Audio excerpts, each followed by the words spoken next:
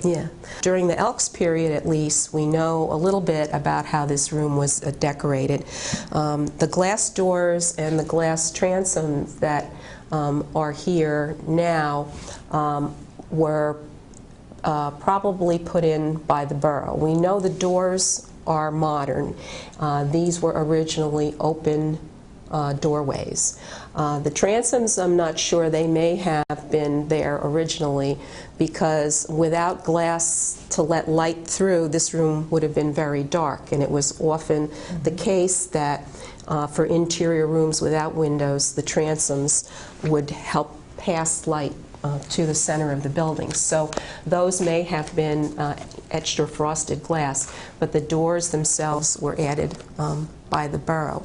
During the Elks period, we know that they hung heavy damask draperies on the sides of the doors, and it's possible that that might have been done originally too. In fact, here on this woodwork, there may have been either folding or panel doors or something. Pocket doors? Or pocket doors, because you can see some kind of hardware up there that was left. Although, again, in the Elks photos, it was draperies that were hung. But there's 3 clear brass tracks in the doorway, and that have been left there.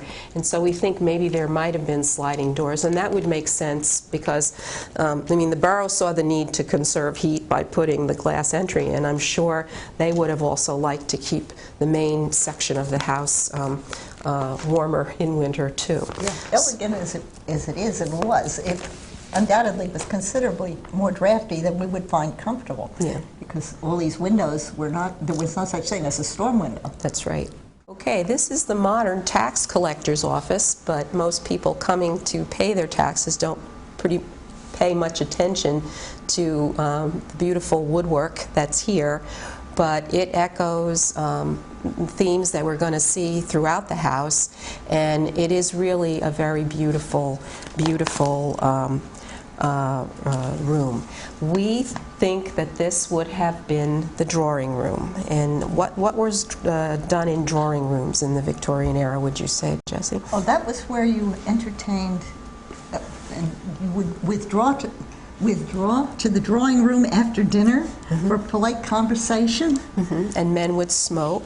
Well, men would smoke separately. They never smoked their cigars in the presence of the ladies. They had their cigars and brandy, and then they joined the ladies. I see. Okay.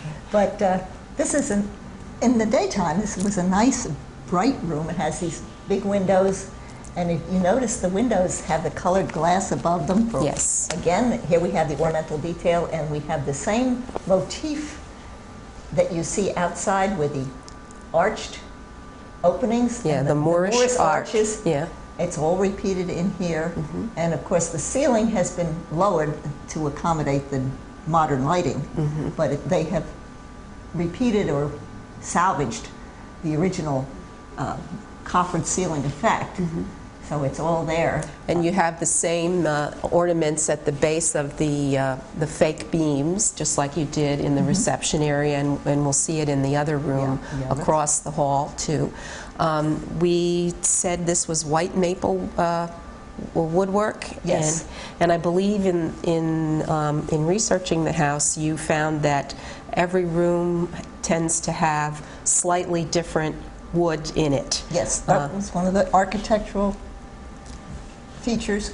Then the motif, basic motif was the same, but in each room there would be variations, including the form of woodwork. You don't see that played out quite as much in this room, but one of the things that's very interesting in this room is this door, which leads to the tower, and there's a stairway, a circular stairway that goes up to the 2nd floor. And this enabled the maid to run quickly down and answer the front door.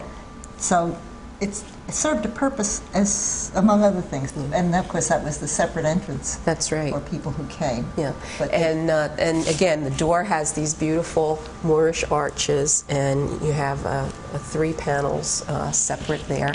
These single columns are repeated in a lot of the framing in this room as well as in the other room. Just really, really beautiful wood and very finely worked.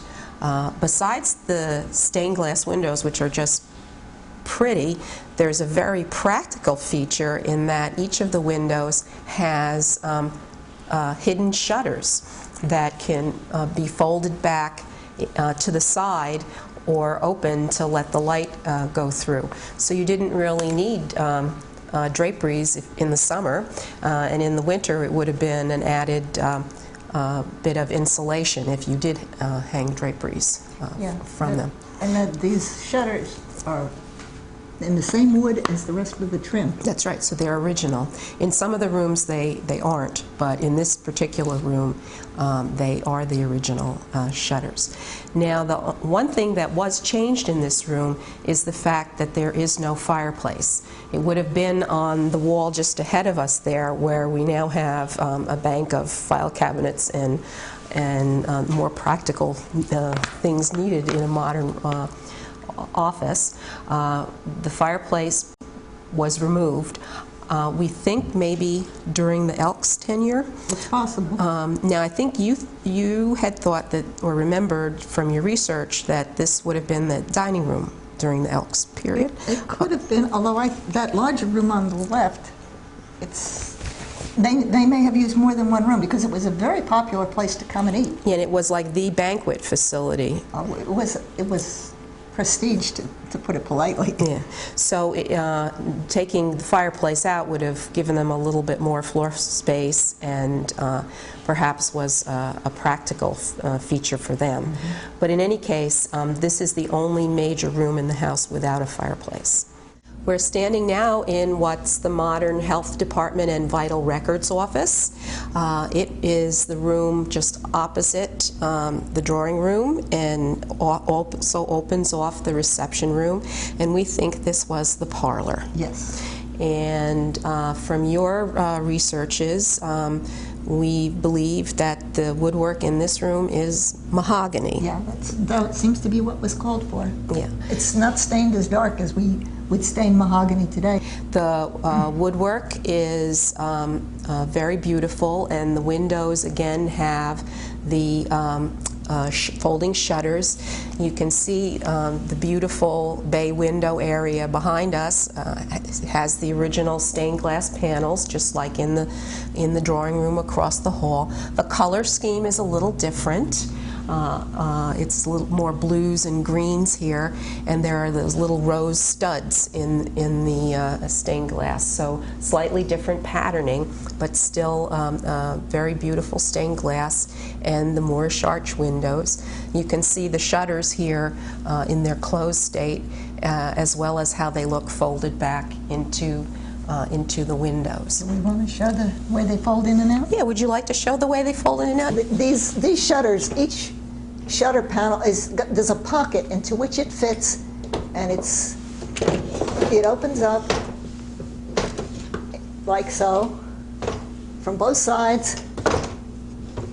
This one's a little bit tight, and then each of these is, as you can see, the loop can be adjusted for light or dark. It's all very hand work. I mean, labor was no object when you made things like this for your home. All this is original to the house, and at night, of course, they would have closed the shades. Mm-hmm. Or drawn the shutters would be more correct. Now, in this room, you could actually see where draperies were hung, because again, they've got over the windows there the drapery hooks on this wall. You can see the hardware probably from the Elks period, or even earlier than that. The ceiling